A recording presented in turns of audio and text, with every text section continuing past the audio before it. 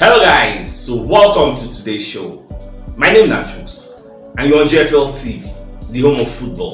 So today is the first time we see our program for you to bring you the latest Arsenal news updates as they drop all over the world. So for now, most down today's news.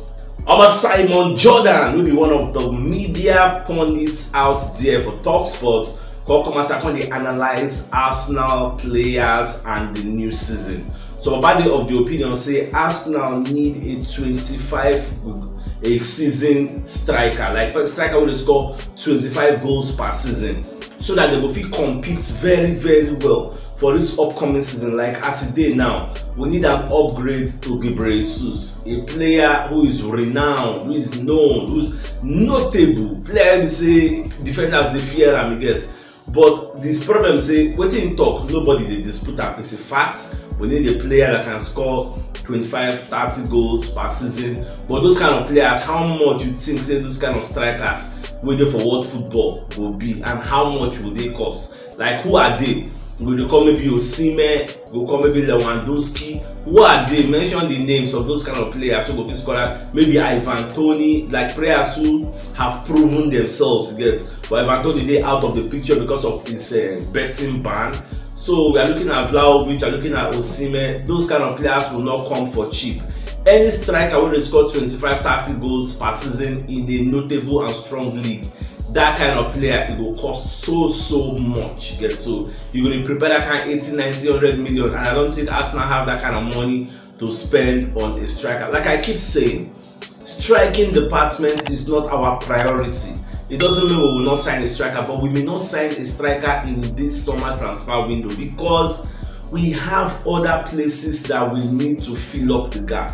I still say that we scored about 103 goals this season. Check out the difference in goals between Arsenal and Man City. Man City had like their best ever season, winning a treble, and in the league, the difference in goals between we and Man City, goals scored, is just 6. You get in their best ever season, it's just 6. So what does that go to tell you? Statistics don't lie. What it means is that goals scored is not our problem. I remember that we missed a lot of goals, a lot of chances. So the ability to score goals is not really our main problem. What we should be fixing is our ability to concede goals. Yes, we leak more goals. In the first 19 first games of the season, the first half, we actually conceded less compared to the second half of the season. So that is why people like Arteta don't really they see the striking department as a priority. They actually see the midfield as a priority. Then when you are looking at our right back, don't be surprised if you can't hear say people like Tomiyasu they want sell am. You get, because we need upgrades. And another place where we're going to look now be that Saka role. If you are telling me about Saka role, like Arsenal need to sign a winger to be an upgrade to Saka or an upgrade to Reece Nelson, because in the pecking order of right wingers after Saka and Nelson, so if you can bring somebody like a Musa Diaby who is even faster than Saka, because when you check the top fastest wingers in the world, Saka not even the top 10. If you check it, I'm even just in the top 20 for the fastest wingers in the world. So that be there. You will see many players, Alphonso Davies, Mbappe not even the number 1. They know how players do. Yesterday I don't do that research. Fastest wingers in the world. No more people they para out. You get, so it is what it is. So I don't think personally, I don't know about you. Let me know your thoughts in the comment section.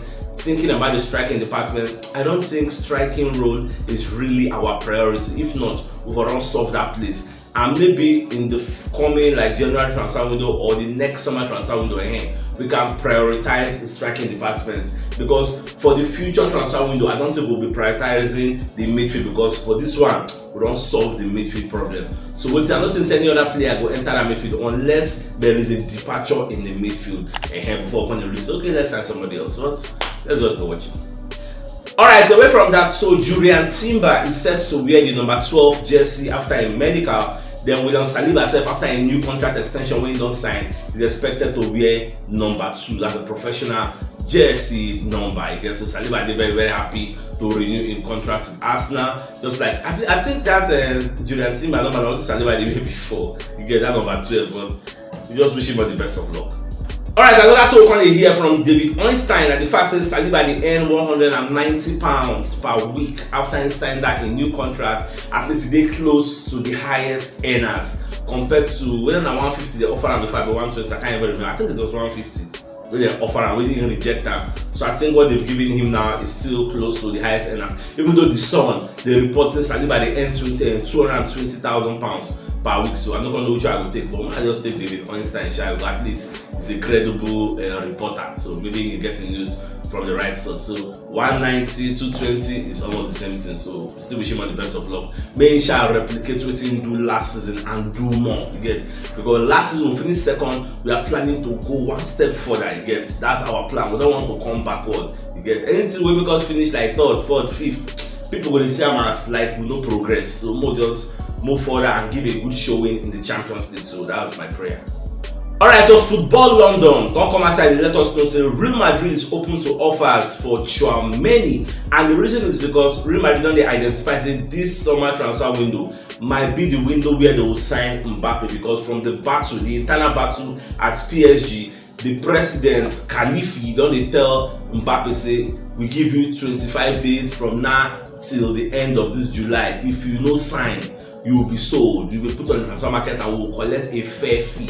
Mbappe dey talk say I don't want to go anywhere, I want to finish my contract here so that I can go out as a free agent. Now the advantages of going out as free agent is somebody like Mbappe now, if he go out as a free agent, go join Real Madrid, they no go pay any money to any club, but if you go pay him sign-on bonus, you can say okay, since you're not paying any club any money for me, you're supposed to pay a club maybe 150 million or 200 million, but since I'm joining on my own, you pay me signing bonus of 50 million pounds apart from my salary, and Real Madrid will be very very happy to pay that. So now waiting the president of PSG talk say the best player in the world cannot be allowed to live for free. That is impossible. So we'll just watch. Now Real Madrid don't invest so much money on Jude Bellingham when they spend about 150 million pounds. So now they will look to sell either Fede Valverde or Tchouaméni. Now Liverpool they prepare 77 million pounds for Fede Valverde. Arsenal said they look at the opportunity to sign Tchouaméni, but they will only sign Tchouaméni if there is an exit in our midfield. That is what Fabrizio Romano is saying. The only reason will make somebody come into the midfield again now if Thomas Partey leave. That's the reason why I'll be saying okay, somebody should enter. So that's just the way it is. Look at it this way. When Granit Xhaka still there for Arsenal, we talk say we need one midfielder to complement him. Now Xhaka comot, Havertz replace him, because I thought I won't play Havertz from midfield. In fact, when you go to Arsenal database of players, you see that Kai Havertz is listed as a midfielder. So his major role and primary role is to be used in the midfield. We can sign another person like Declan Rice to join him. You see, say midfield don't complete as we did now. So we have a Jorginho, we have Partey, we have Rice, we have Odegaard, we have Kai Havertz. We have 5 people who are going to fight for 3 slots in that midfield. Don't forget that we still have a Smith Rowe there, which makes it 6 people fighting for the midfield slots. If I can talk about the academy boys, so everything makes somebody come out, we'll get a replacement. So but not just the watch, I just let you know how everything stands at the moment. Alright, the Evening Standard also going to let us know say Declan Rice don't enter London Colney yesterday, I think in the evening, and they don't finish in medical. That everything is done and dusted. So hopefully maybe today Arsenal will announce them, or maybe tomorrow they will announce them. I don't know, but medical has been completed. So wish him all the best of luck as he starts his Arsenal journey. Anytime soon now, the boys will travel to Germany for their first preseason against Nuremberg before they will find their way go United States of America. So we just watch it. Today are like 8 now. The first match now on the 13th. So no, that kind of 10th. They supposed don't travel. We'll get used to that stadium you get. So everything will go. And I'm pretty sure we'll see. We all will watch the match. We'll make it be like last season. Or at least I still watch them online. My own player that.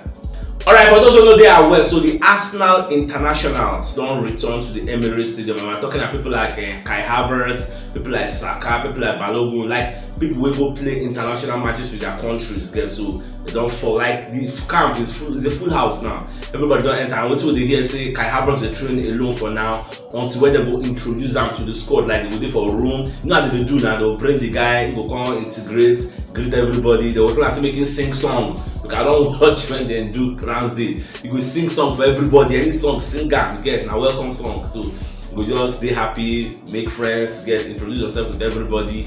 Then from there you are part of the big family.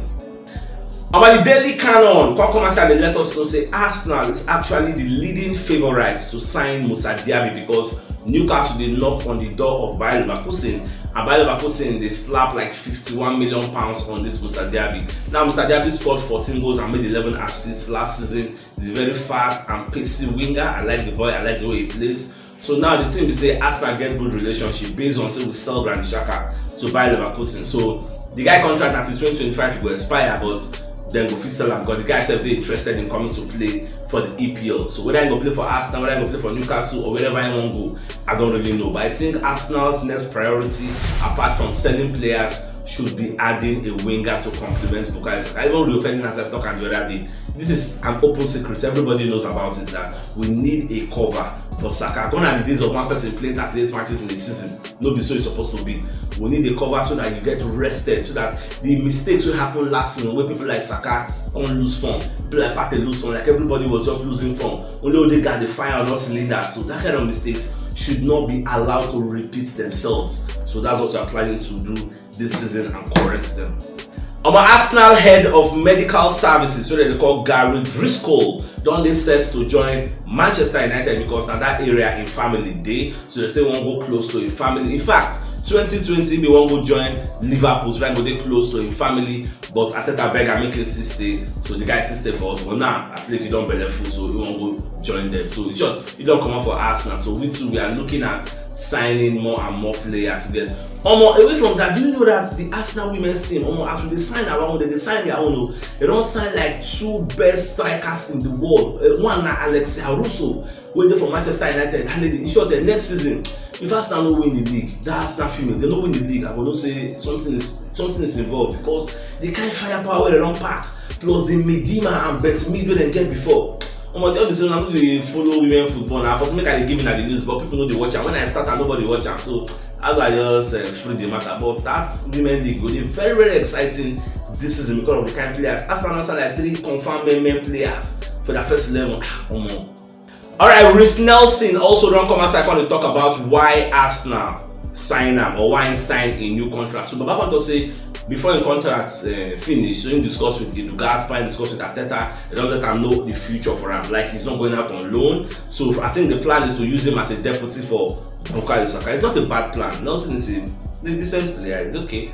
But at least if we could get something better, because I always want us to grow. If we could get something better, even better than Saka, I would be very, very happy.